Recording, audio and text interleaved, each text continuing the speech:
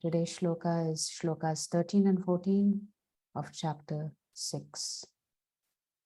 Samam kaya shiro grivam dharayannachalam sthiraha samprekshya nasikagram swam dishaschanavalokayan samam kaya stiro samam kaya shiro grivam dharayannachalam sthiraha samprekshya nasikagram swam dishaschanavalokayan samam kaya shiro grivam dharayannachalam sthiraha samprekshya nasikagram swam dishaschanavalokayan. So we'll recite the 13th shloka. Please recite after me. Samam kaya shiro grivam Kaya shiro grivam dharayannachalam sthiraha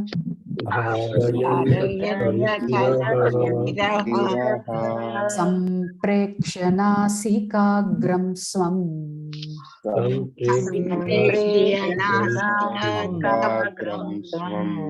dishaschanavalokayan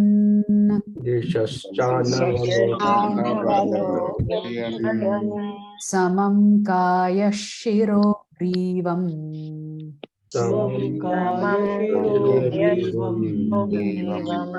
dharayannachalam sthiraha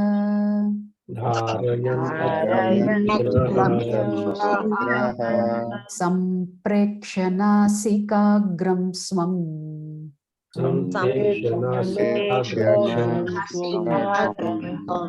dishaschanavalokayan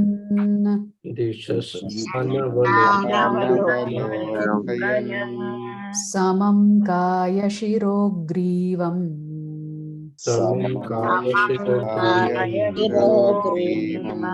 dharayannachalam sthiraha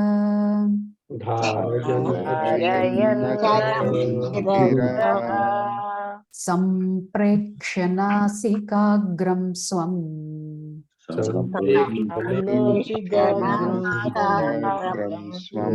dishaschanavalokayan.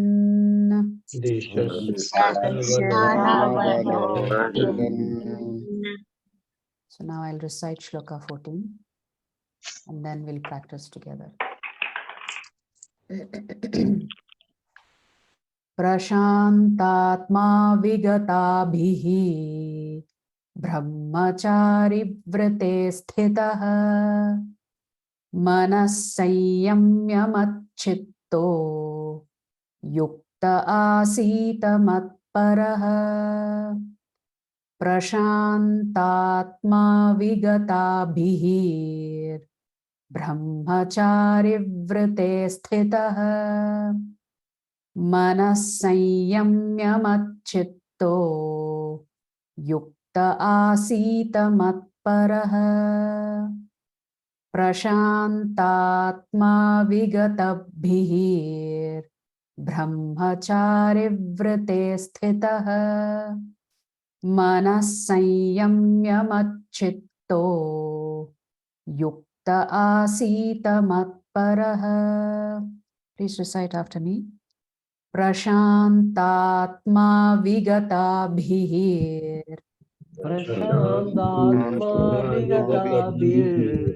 prashantatma vigatabhihi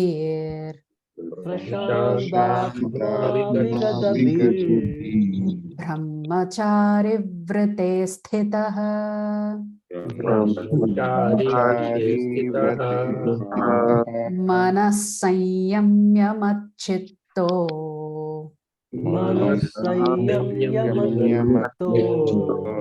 yukta asita matparaha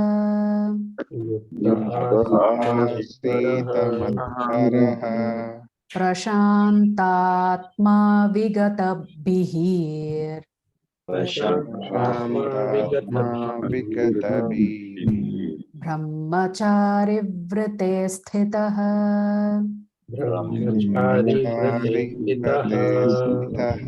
manas sanyamya machitto Manasayamyamatito. yukta asita matparaha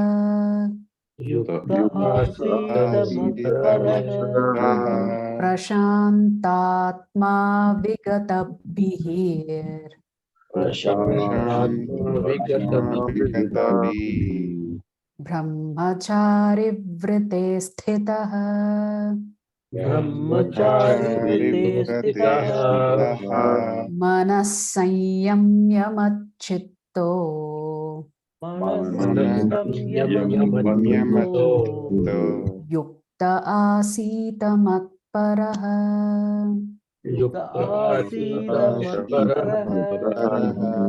Word for word meaning and translation by His Divine Grace A.C. Bhaktivedanta Swami Srila Prabhupada. Srila Prabhupada ki jai. Samam, straight, Straight. kaya, body, Body. shiraha, head, Head. grivam, Grivam. and neck, And dharayan, holding, holding. achalam, unmoving, sthiraha, still, Still. samprekshya, looking, Looking. nasika,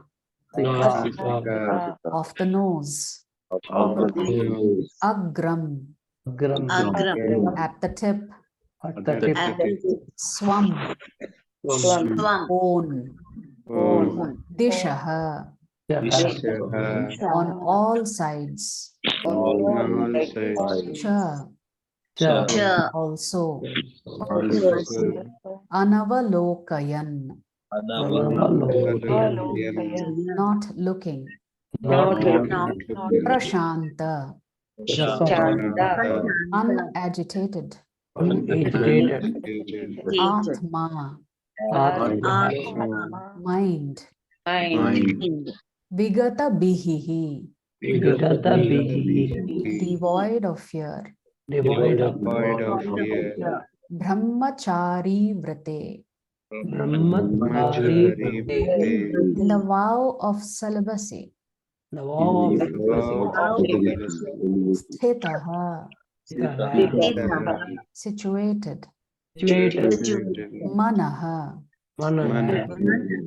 mind, samyama, completely subduing, mat, upon me, chittaha, concentrating the mind, Concentrating the mind. yuktaha, the actual yogi, asita, should sit, mat, me, paraha, ultimate goal. Translation: one should hold one's body, neck and head, erect in a straight line, and stare steadily at the tip of the nose. Thus, with an unagitated, subdued mind, devoid of fear,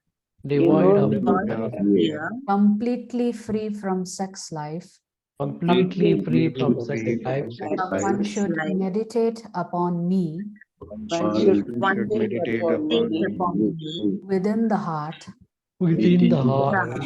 and make me the ultimate goal of life.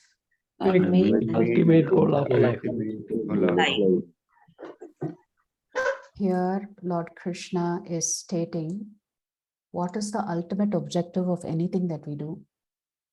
The ultimate objective of anything that we do is to actually realize Krishna. The ultimate objective of everything that we do is God realization. And to get to God realization, the path is actually through self-realization. Srila Prabhupada says very beautifully that if you have God realization, you automatically have self-realization. But if you are self-realized, it does not necessarily mean you are God realized. So if the goal is realization of the Supreme Lord, then in trying to achieve that goal, you have also automatically achieved the goal of self-realization.